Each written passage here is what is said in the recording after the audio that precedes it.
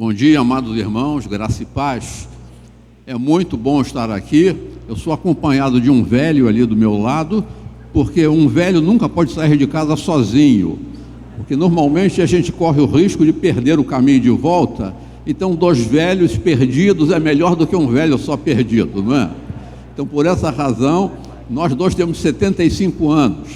Então, ele sempre me acompanha para me ajudar a voltar para casa. Mas é uma alegria estar com vocês aqui, é uma alegria já ter sido abençoado nesse início de culto com essa orquestra tão gostosa. Me deu uma vontade de ressuscitar o meu violino que vocês não calculam.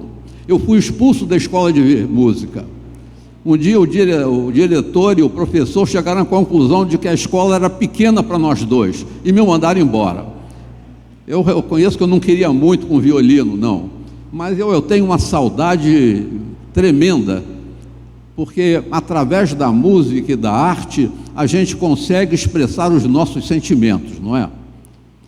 E eu vinha pensando aqui, pastor me pediu que nessa manhã refletisse sobre adoração e adoração na igreja.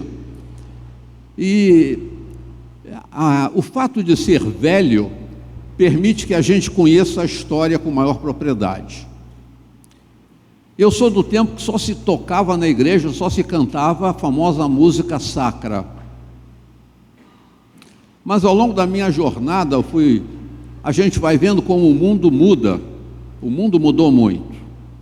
E quando nós chegamos no tempo, na década de 80, no mundo das artes houve uma síntese muito interessante. E há um livro, uma obra rica que fala sobre isso, escrita por um cristão.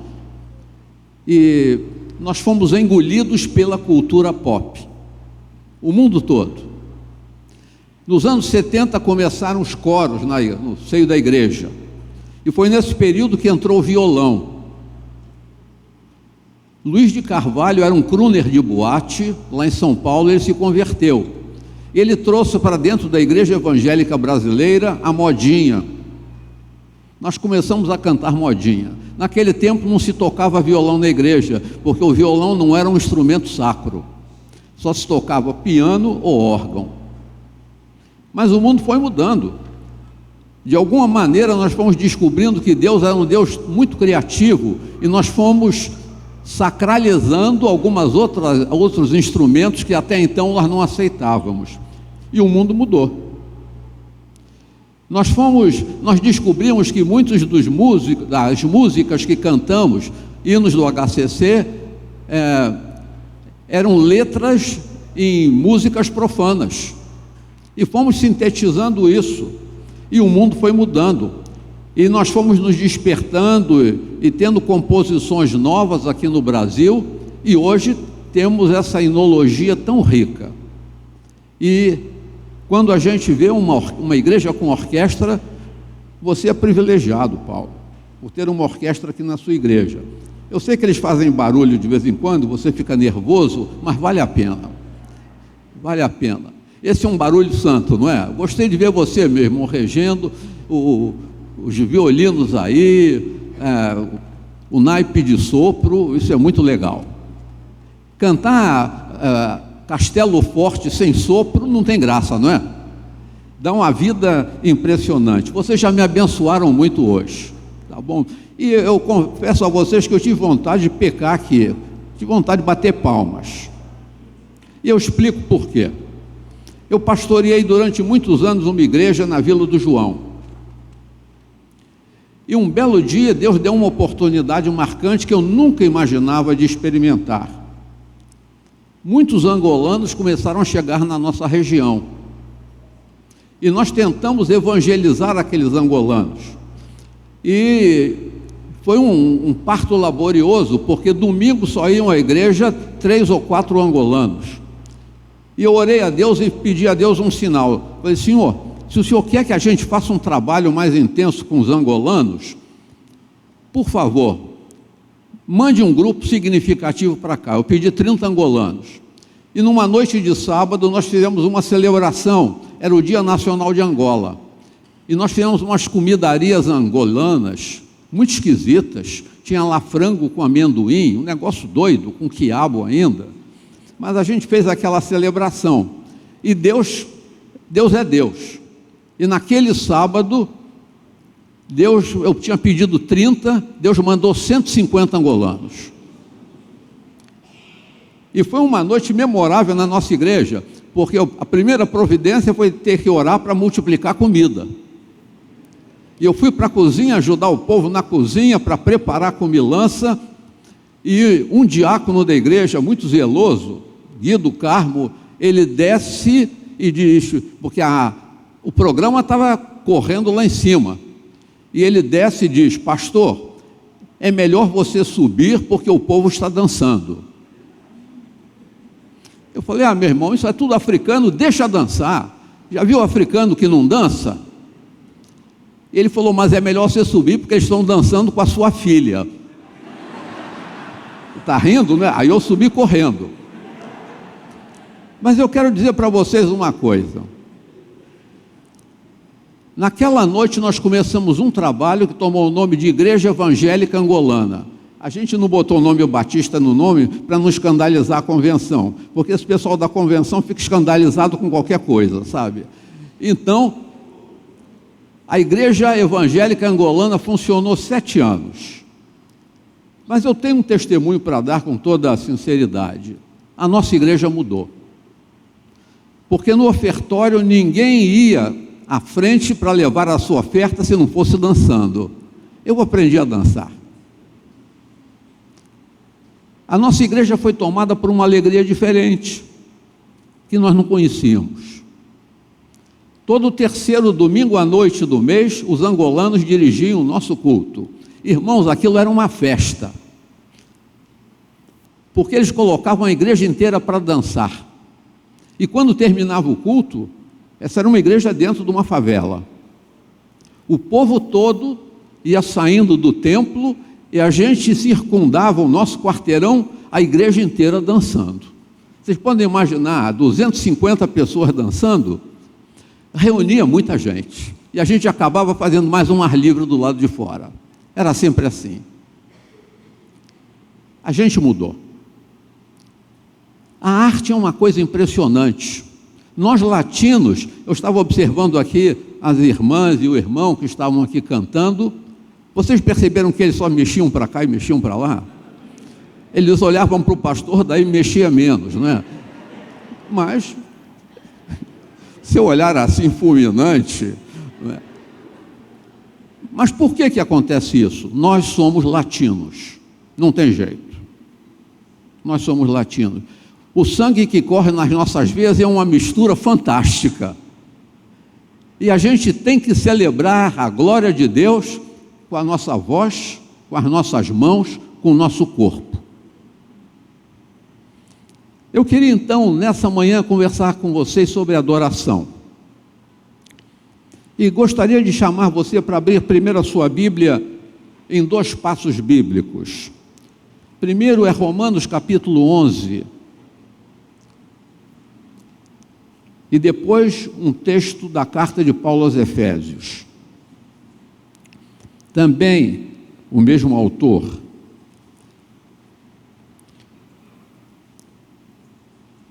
É interessante que os capítulos 9, 10 e 11 da Epístola aos Romanos são capítulos muito ricos, porque Paulo tenta descobrir a razão de um fenômeno espiritual.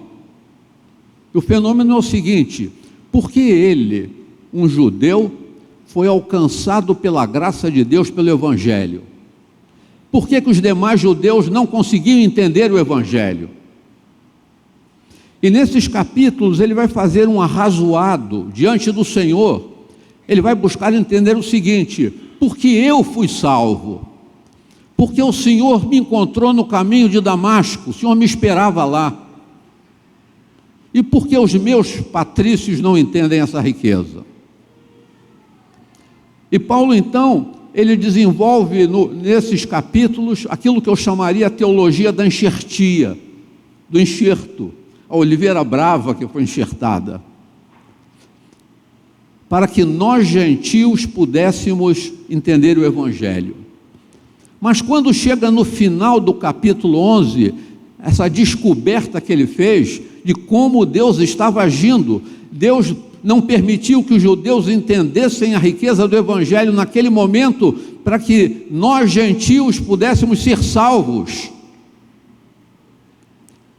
Paulo termina o capítulo 11, eu chamaria de uma ode, um canto maravilhoso. E olha que coisa linda, começando do verso 33. Ó profundidade da riqueza, tanto da sabedoria como do conhecimento de Deus. Quão inexplicáveis são os seus juízos e quão insondáveis são os seus caminhos. Quem conheceu a mente do Senhor? Ou quem foi o seu conselheiro? Ou quem primeiro deu a ele alguma coisa para que isso lhe seja restituído? E agora essa última expressão que é magistral. Porque dele, por meio dele e para ele são todas as coisas. A ele seja a glória para sempre. Amém. Aleluia. Esse é Deus. A ele a glória por toda a engenharia dele no processo de salvação, mas também uma engenharia muito mais ampla na criação do mundo. Esse é o primeiro texto que eu queria que você guardasse. Porque dele, por meio dele e para ele são todas as coisas. A ele, pois, a glória. Nós nos reunimos nesta manhã aqui, como nos reunimos aqui todos os domingos ou todos os encontros da igreja, por uma única razão, para buscarmos a glória dele, só isso. Segundo texto, vire a página da sua Bíblia para a carta de Paulo aos Gálatas, primeiro capítulo. Queria ler do verso 3 ao verso 14. Essa é uma carta entremeada, o texto é entremeado de orações. Paulo toda hora faz uma parada e até nos engana, ele está orando. E ele começa essa primeira oração aqui. Bendito seja Deus e Pai de nosso Senhor Jesus Cristo, que nos abençoou com todas as bênçãos espirituais nas regiões celestiais em Cristo. Antes da fundação do mundo, Deus nos escolheu nele, para sermos santos e irrepreensíveis diante dele. Em amor nos predestinou para ele, para sermos adotados como seus filhos, por meio de Jesus Cristo, segundo o propósito da sua vontade, para louvor da sua glória. Nós temos aqui pela primeira vez na carta aos Efésios a expressão glória, para a glória dele. E ele continua, que ele nos concedeu gratuitamente no amado, nele temos a redenção, pelo seu sangue a remissão dos pecados, segundo a riqueza da sua graça, que nos derramou abundantemente sobre nós, em toda sabedoria e entendimento. Ele nos revelou o mistério da sua vontade, segundo o seu propósito, que ele apresentou em Cristo, de fazer convergir nele, na dispensação da plenitude dos tempos, todas as coisas, tanto as do céu como as da terra. Em Cristo fomos também feitos herança, predestinados segundo o propósito daquele que faz todas as coisas conforme o conselho da sua vontade, a fim de sermos para louvor da sua glória.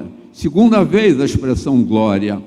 Nós, os que de antemão esperamos em Cristo, nele também vocês, depois que ouviram a palavra da verdade, o evangelho da salvação, tendo nele também crido, receberam o selo do Espírito Santo da promessa. O Espírito é o penhor da nossa herança, até o resgate da sua propriedade, em louvor da sua glória. Novamente. E ainda, eu queria que você abrisse capítulo 3 de Efésios. Mais um pequeno texto. Capítulo 3, os versos de número 10 e depois os versos 20 e 21. É isso para que agora, pela igreja, a multiforme sabedoria de Deus se torne conhecida dos principados e das potestades nos lugares celestiais, segundo o eterno propósito que Deus estabeleceu em Cristo Jesus, nosso Senhor. Verso 20: agora, aquele que é poderoso para fazer infinitamente mais do que tudo quanto pedimos ou pensamos, conforme o seu poder que opera em nós, a Ele seja a glória na igreja e em Cristo Jesus, por todas as gerações, para todo sempre. Amém. Esse é o nosso Deus. Glória 5 vezes. A carta de Paulo aos Efésios é a carta onde você tem, nós poderíamos dizer, a teologia da igreja. Por 9 vezes, Paulo usa o termo igreja, não no sentido de igreja local, mas da igreja corpo de Cristo. A teologia da igreja está contida nessa carta. E eu queria destacar nesta manhã aqui a dimensão da glória de Deus.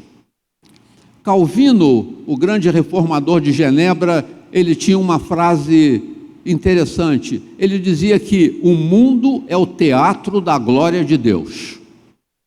Ele estava certo. O mundo é o teatro da glória de Deus por uma razão muito simples: Deus foi o criador de toda essa realidade. É muito comum, irmãos, nós às vezes, evangélicos, somos mais espíritas do que os espíritas. Nós desencarnamos, a gente salva as almas, a gente quer salvar a alma, mas Deus quer salvar o corpo inteiro, né? Ele salva tudo. E é interessante porque quando a gente faz essa separação, a gente olha para a vida e até para a eternidade de uma maneira seccionada. O dia que você se apresentar aqui diante do Senhor, a propósito, você tem certeza da sua salvação? Você tem certeza de quando seu tempo aqui acabar, e poderia acabar hoje, não há problema, você vai subir? Não importa quantos quilos você tenha, se você foi salvo por Jesus, você vai subir, meu irmão. Fica tranquilo. A gente magrinho, talvez, eu sei que tem magrinho que é muito pesado, tem muito pecado. Mas, meu irmão, quando nós nos apresentarmos lá na glória diante dele, você não estará simplesmente diante do seu Senhor, você estará diante do engenheiro de toda a realidade. Você vai conhecer aquele que engendrou o mundo inteiro, que fez essa riqueza e essa beleza toda. A glória, a primeira manifestação da glória na história foi a criação de Deus, foi o mundo. Deus criou isso tudo. Essa glória foi manifesta de maneira rica em todo o processo da criação, na inteligência da criação. Essa glória manifestou-se depois da criação de maneira magistral também na encarnação, quando no dizer de Lutero, Deus enlouqueceu e Deus veio morar aqui com a gente. Na encarnação, na vida de Cristo aqui, na morte, na ressurreição e na ascensão dele, nós temos a manifestação da glória de Deus aqui na terra.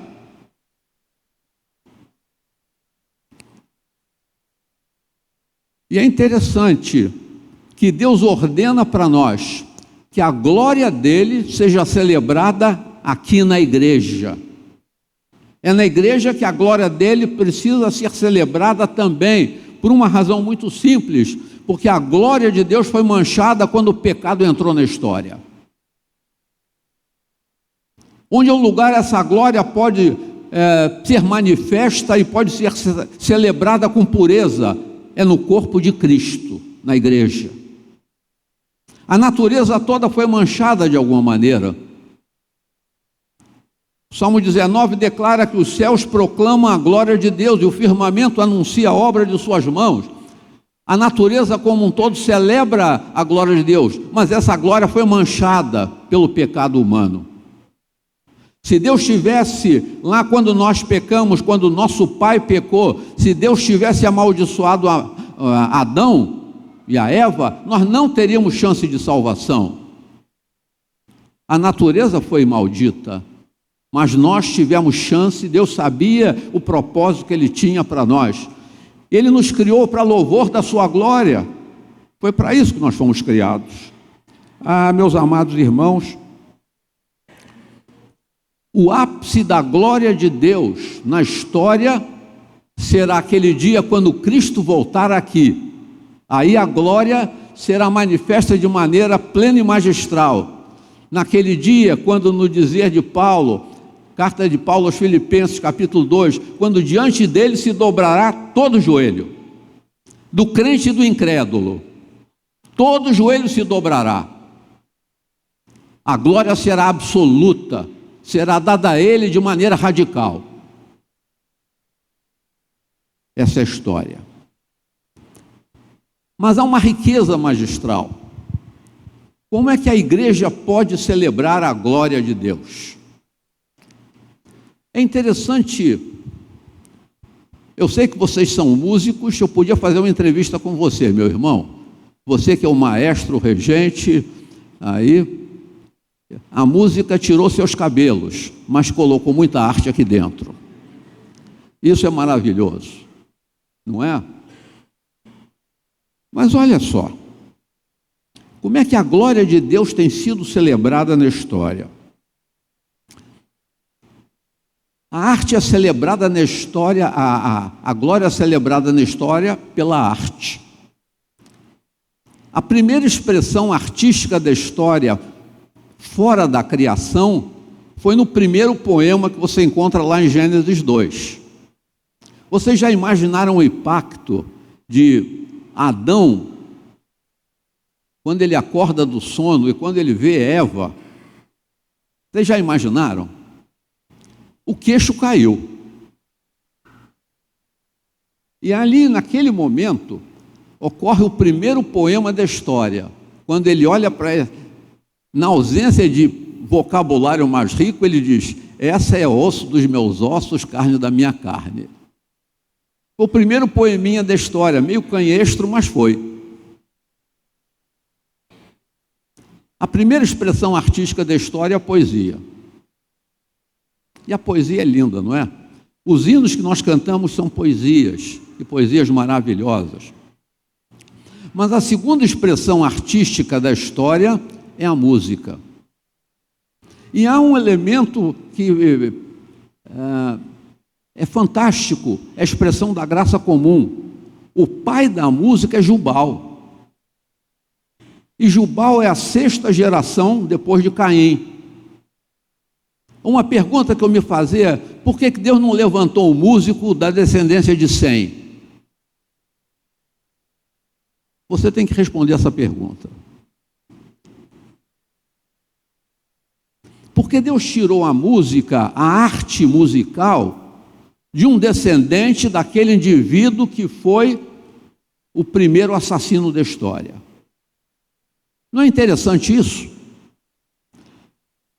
Nós poderíamos dizer que as artes, na primeira dimensão, elas são expressões da graça comum, da graça que Deus dá a todas as pessoas. Crentes e não crentes podem ter um dom musical, como podem ter o dom da poesia, como podem ter o dom do discurso. Isso é graça de Deus. Mas nós vamos ver depois uma coisa interessante. Vocês já pensaram? Moisés tem grandes poesias. Capítulo 32 de Deuteronômio é uma poesia linda. Eis a rocha, as suas obras são firmes.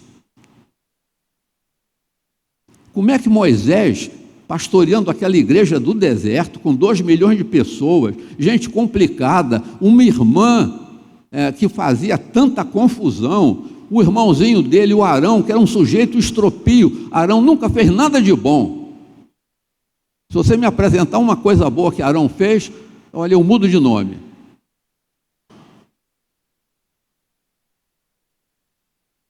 Esse camarada ainda fez uma poesia.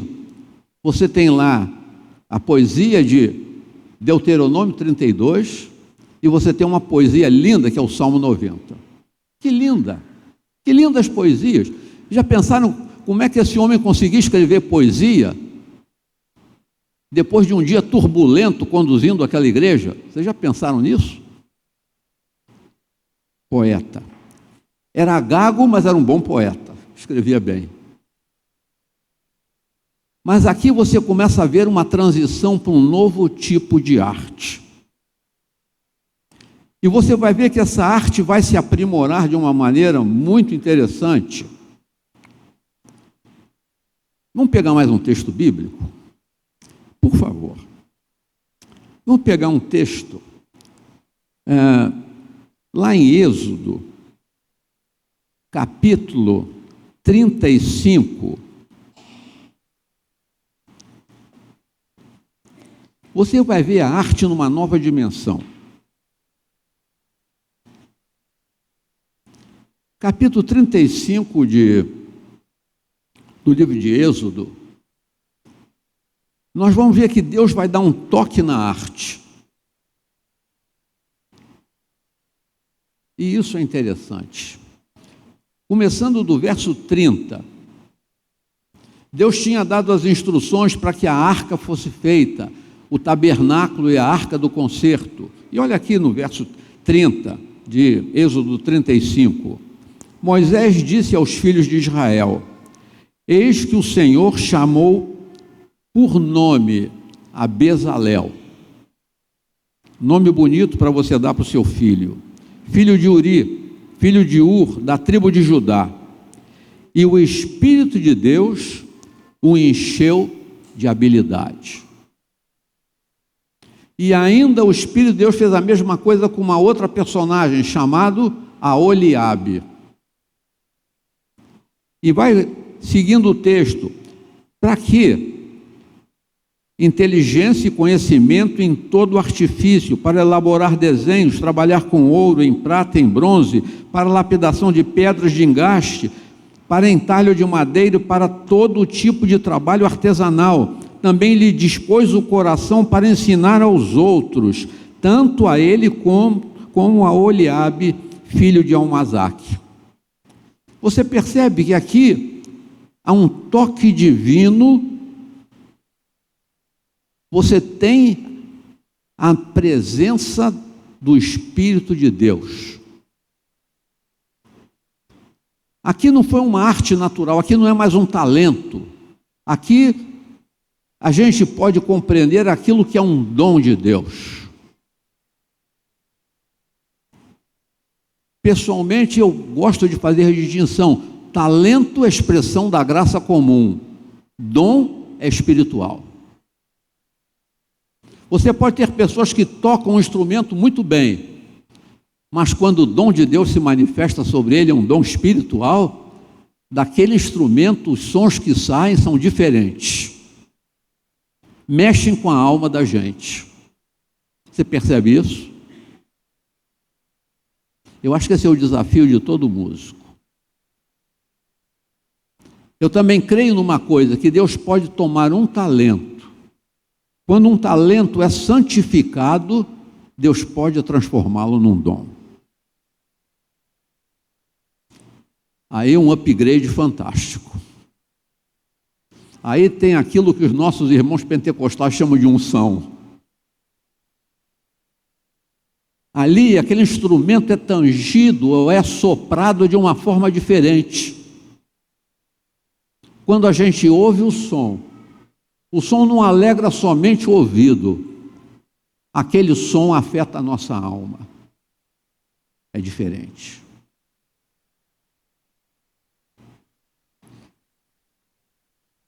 Deus é um Deus da arte, por uma razão muito simples. Deus é o maior artista de todo o tempo.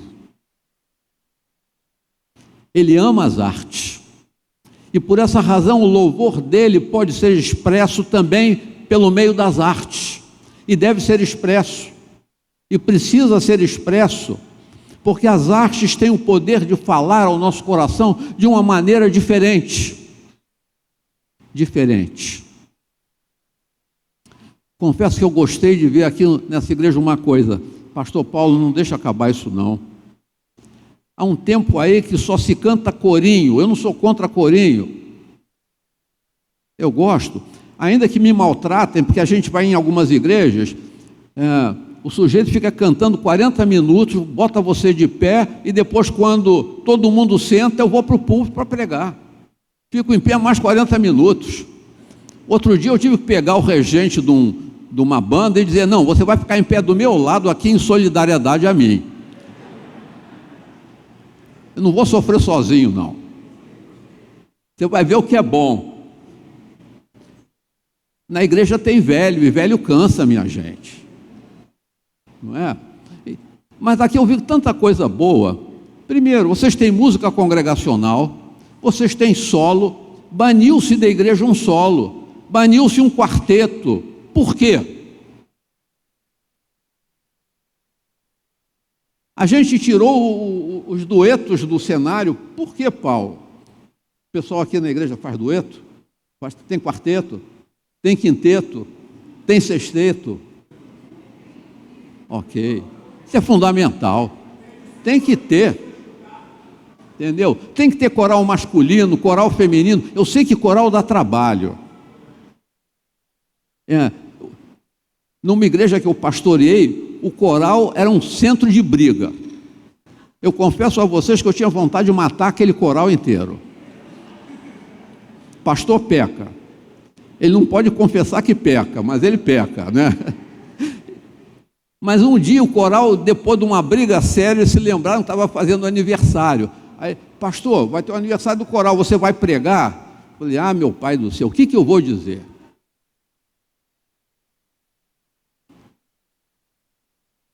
Comecei a clamar a Deus para ter uma mensagem, porque a minha mensagem era pedir fogo do céu para fulminar aquela turma toda. Dá uma de Boanerges, né? Mas Deus me leva a olhar para um texto magistral, que é Mateus capítulo 18. Quando lá uma expressão, você tem que saber essa expressão.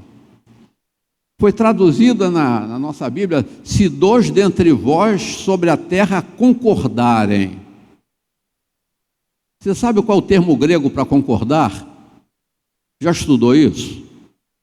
É symphonel. O termo, a unidade da igreja, irmãos, é uma expressão de sinfonia. Quando a igreja é unânime, quando a igreja concorda, quando os irmãos concordam, biblicamente eles estão executando uma sinfonia. Symphonel. Os sons são diferentes, mas eles são harmônicos. Isso não é maravilhoso? Aí eu preguei um sermão sobre isso, mas a carapuça teve que entrar até o dedão do pé. Chamei o regente para dizer: me explica aqui o que é uma sinfonia. Ele deu uma aula sobre sinfonia, ele era um bom músico. A igreja teve que entender. Deus é um Deus de arte. Isso é maravilhoso. Mas olha, toda arte é concedida tanto na dimensão da graça comum, mas sobretudo da graça educativa, dos dons espirituais, uma razão: para a glória dele. Salmo 8, que é o homem para que dele te lembres, e o filho do homem, de glória e de honra o coroaste. Nós recebemos de Deus o potencial de criar. Essa é a maravilha, essa é a beleza que nós, como servos de Deus, vamos descobrindo. Por essa razão, quando chega aqui na carta aos Efésios, Paulo faz essa declaração: a ele seja a glória na igreja. O que Paulo está declarando? A igreja é o locus, é o local, é o espaço onde a glória de Deus pode e deve ser celebrada e manifesta da maneira mais profunda, como em nenhum outro lugar. É aqui. A glória de Deus se manifesta aqui quando a igreja é capaz de viver em unidade, em comunhão. Quando a harmonia nossa não é uma harmonia só musical, mas é uma harmonia de propósitos. A glória dele é o foco de toda a nossa ação. A ele seja a glória Mas é interessante que nesse capítulo 3, e por favor, abra novamente a sua Bíblia lá em Efésios capítulo 3, alguns detalhes aqui da análise que nós precisamos fazer, que são interessantes. A Ele seja a glória na igreja e em Cristo. A glória só se manifestará aqui na igreja se Cristo estiver presente realmente aqui. Irmãos, da mesma maneira que uma das cartas do Apocalipse demonstra que Cristo estava do lado de fora da igreja batendo para entrar, às vezes acontece isso. A glória só se manifestará se Ele, o Senhor da glória, estiver aqui. Ele precisa estar aqui em todo o tempo, em todas as celebrações, em todos os encontros, e precisa estar no nosso meio também, naquela hora quando a igreja é mais poderosa, quando a igreja está espalhada nos outros 6 dias, onde cada um de nós, onde formos, estaremos manifestando a glória dele, porque ele estará conosco também. Essa é a chave. Em segundo lugar, a manifestação da glória na igreja, ela só pode ocorrer pelo poder do Espírito. Irmãos, a gente percebe com nitidez quando o Espírito de Deus move e age no nosso meio. As coisas são diferentes, a palavra chega na hora certa, a música é tangida de uma maneira muito mais profunda. Irmãos, eu quero caminhar para a minha conclusão, porque a hora chega. Eu queria dar uma lição prática, não minha, mas eu tirei do texto bíblico, sobre a música na igreja, nessa expressão de adoração, que para mim é linda. Eu imagino que vocês já tenham lido, sobretudo o pessoal da música já leu, 1 Crônicas, capítulo 23, já leu muito bem. É o último texto que eu vou usar.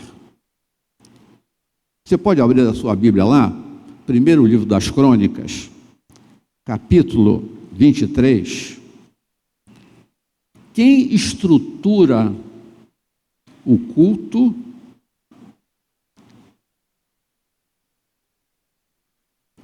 é o rei. Deus tinha o primeiro rei, o rei segundo o coração de Deus, era um artista, poeta e músico. E ele disciplina então a música na igreja. Eu tenho uma crítica só a vocês aqui. Eu vou colocá-la usando o texto. Você aqui no capítulo 23, o capítulo 25, o 23 eu só queria tomar um versinho, por favor. 23, o verso de número 30. Primeira coisa da adoração para um grupo, para as artes na igreja. Olha lá. Deviam estar presentes todas as manhãs e todas as tardes, porque dessa forma se celebrava os cultos naquela ocasião, para darem graças ao Senhor e o louvarem. E sempre que fossem oferecidos holocaustos do Senhor nos sábados, nas festas de lua nova e nas festas fixas diante do Senhor, segundo o número determinado. Um dos problemas de muitas igrejas é que o pessoal do louvor, quarta-feira a gente não participa, só no culto de domingo, quando o templo está cheio. Aqui não é assim, mas em muita igreja é. Na quarta-feira ou na quinta-feira, o pastor fica desesperado, ele tem que tocar violão, cantar, fazer tudo. Por quê? Porque nenhum músico apareceu. Se aqui aparece, glória a Deus. Vocês tocam mesmo? Você traz aí o seu instrumento? Aquele ali já me deixou suspeita. Mas olha que coisa interessante. A primeira responsabilidade do músico é estar presente. E sempre presente. Há muita igreja que acabaram de tocar, some todo mundo. Aqui não some não, pastor Paulo? Olha que ele está começando a confissão agora. Eu vou levá-lo para um lugar reservado que vai ser mais cômodo. Agora pula para o capítulo 25. Aqui no capítulo 25, eu saquei algumas das instruções de Davi para o culto que ia se estabelecer. Ele dividiu em grupos. Ele fez turmas. Todo mundo pode participar. Mas eu marquei aqui alguns pontos que eu queria. O primeiro foi presente em todas as celebrações. O segundo, para conduzir o canto na casa do Senhor. O papel de vocês é levar a igreja para um clima de adoração fantástico. Gostei de ver o irmão que veio cantar aqui, vocês podem cantar comigo, e a igreja cantou. O papel de um músico na igreja é influenciar o povo. Quer ver a coisa mais triste que tem? É ver gente que dirige louvor, fica com o olho fechado lá na frente. Vai tomar banho, rapaz. Tem que ter um olhar alegre para contagiar o povo, é ou não é? Estimular o povo a louvar a Deus, a se alegrar na presença do Senhor. Você já viu isso? Não é horrível? Você fica... Eu acho que o cara tem vergonha. Vergonha de quê? Se tem vergonha, vai embora. Não vem ficar aqui atrapalhando, não, né? Mas é diferente quando o sujeito chega lá para dirigir o cântico e ele tem um sorriso nos lábios, a alegria está estampada nele, a letra da música você não precisa nem ouvir, você está nos olhos dele, a letra está estampada. É diferente. Conduzir a adoração na igreja. Terceiro lugar, olha o verso 7 do capítulo 25. É uma coisa interessante. Eles eram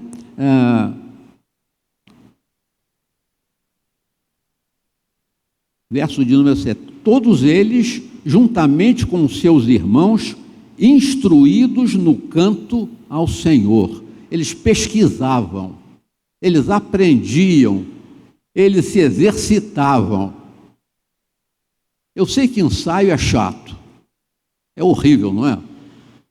Toca uma vez, toca duas, ele está concordando comigo. Olha, é verdade, ensaio é chato, mas tem que fazer ensaio. Tem que ensaiar, não tem jeito. Então, instruídos no canto do Senhor. Irmãos, se você quer conduzir a adoração, o louvor na igreja, você tem que conhecer a palavra de Deus. Há uma outra coisa horrível. Também tem uns irmãos da música que chegam para cá, em vez de cantar, canta mal, mas quer ficar pregando o tempo todo. Já viu isso? É horrível. Então fala, mas não canta. Você veio aqui para cantar, para botar o povo para cantar. Olha o verso 8 do capítulo 25. Aí está a minha crítica a vocês aqui. Olha lá. Lançaram sortes para designar os deveres, tanto os dos jovens quanto dos velhos. Não vi nenhum velho aqui. Eu queria ver velho aqui. Tem que ter velho nessa orquestra. Não tem um velho aí que toque alguma coisa, nem que seja bumbo, tarol, pandeiro. Traz para cá, irmão. Botar umas cabeças brancas aqui. Você está querendo tingir o cabelo de branco aí, meu irmão, para ver se parece mais velho, né? Mas olha, você vê que riqueza. Na adoração da casa do Senhor, você tinha jovens e tinha velhos. Todo mundo ali dentro. Faz uma campanha para colocar aqui a terceira e a quarta idade aqui no teu conjunto. Vai dar trabalho para você ensinar, mas vale a pena, viu? Vai cumprir a palavra do Senhor. Mas tem mais um negócio aqui. Olha lá, olha o verso de número 8. Ainda, jovens e velhos, mas você tinha no grupo tanto mestres quanto discípulos. Essa é uma escola. A riqueza da adoração é que você tem gente experiente, mas tem que ter gente nova. As pessoas têm que crescer. Tem aquele que ensina, tem aquele que aprende. Um grupo de adoração numa igreja evangélica é uma escola. Isso é maravilhoso quando assim funciona. Há ainda uma outra riqueza, que se você analisar esse capítulo, a riqueza instrumental.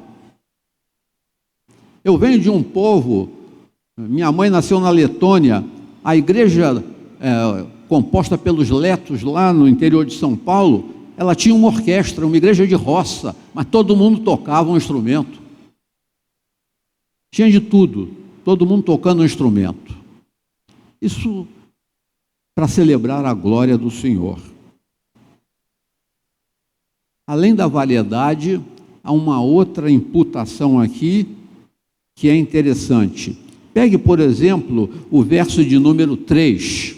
Eu estou pegando assim, aleatoriamente, mas olha lá, era uma família, quanto à família de Gedutum, é um ótimo nome para você botar no seu filho.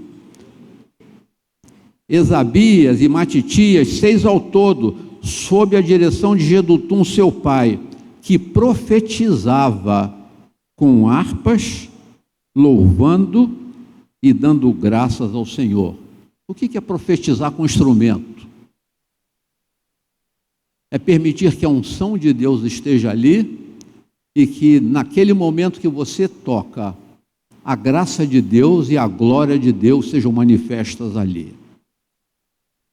Você compreende isso? Essa é a beleza. Irmãos, eu queria compartilhar isso com vocês nesta manhã.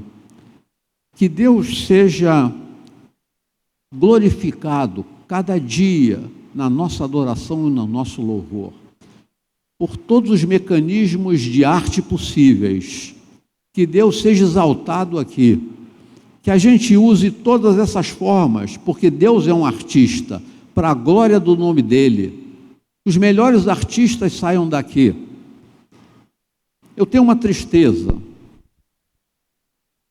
2 cantoras que se tornaram famosas, uma Ângela Maria, que só os velhos vão se lembrar. Se lembra de Ângela Maria? Foi batizada por meu pai, mas se desviou do Evangelho.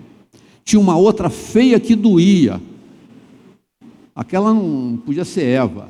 Aracide Almeida. Se lembra também? Aracide Almeida, até o final da vida, irmão dela foi presidente, foi executivo de missões estrangeiras, Alcides Teles de Almeida. Se desviou do Evangelho. Da igreja de Madureira, Batista de Madureira, nós tínhamos lá um conjunto, todos negros, vozes celestiais. Esses indivíduos debandaram, foram transformados nos cantores de ébano e deixaram o Evangelho. Irmãos, não há lugar melhor para a gente glorificar a Deus do que aqui. A igreja é o local da glória dEle. Celebremos a glória do Senhor a cada dia, com muita alegria, através dessa arte. Que Deus abençoe vocês.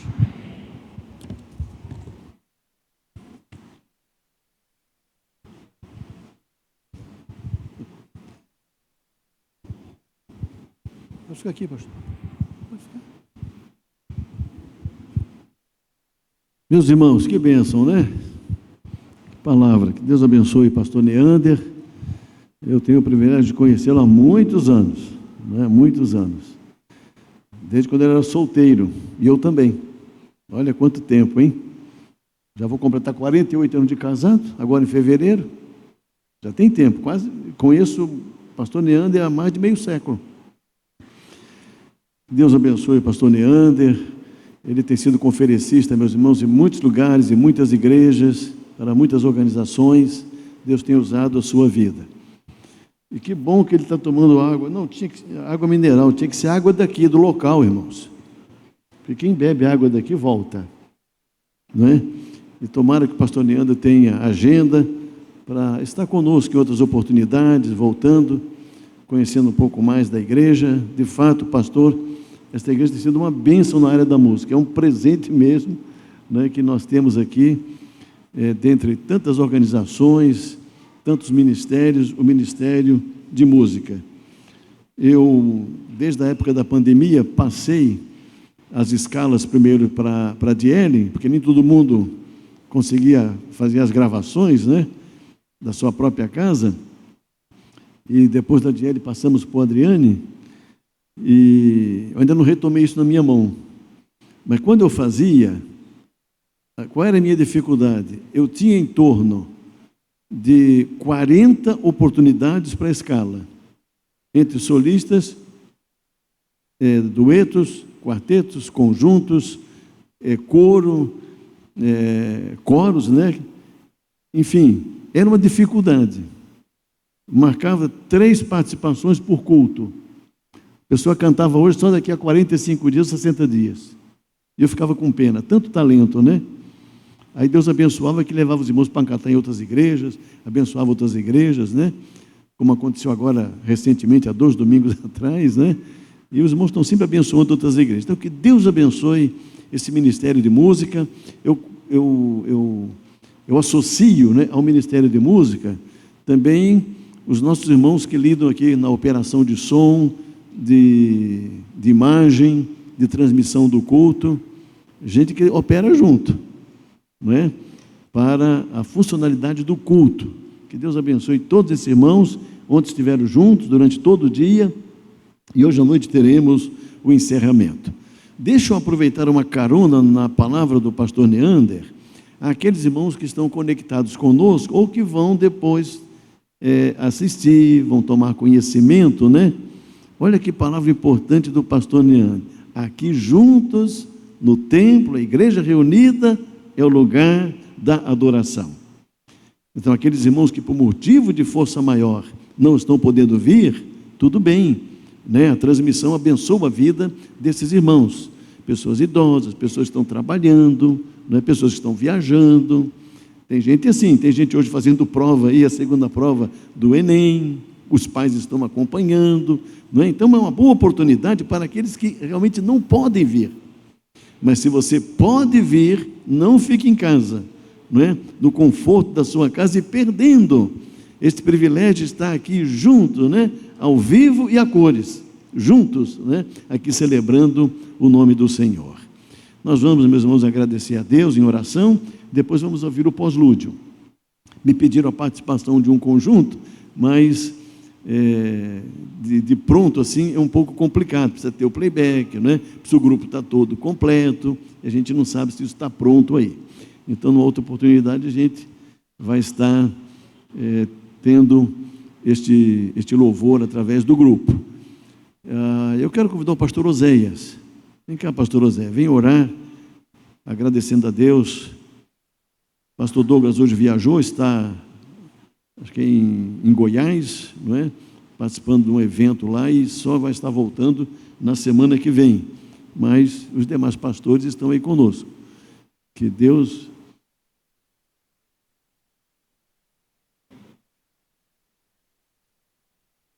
Muito bem, vamos orar.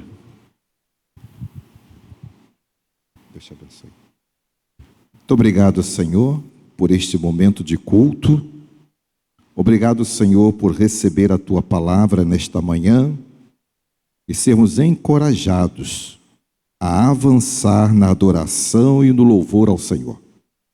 Obrigado pelo Teu servo que o Senhor usou para nos transmitir a Tua palavra. Que ele seja ricamente abençoado pelo Senhor no seu ministério, na condução das pessoas que o Senhor tem confiado a ele ali naquele seminário, onde muitos, como meu pai, pastor Paulo, Sidney, que está aqui, e tantos outros, foram formados ali, ó Deus, como ministros da Tua palavra. Obrigado, ó Deus, por este momento, pela vida dos nossos músicos, que sejam vidas consagradas ao Senhor, instrumentos em tuas mãos, através do louvor e através da execução dos seus instrumentos, ministrarem aos nossos corações a verdadeira adoração. Obrigado, Deus. Leva-nos aos nossos lares e que logo mais, ao restante das atividades, sejamos também guardados e orientados pelo Senhor. Em o nome santo de Jesus. Amém.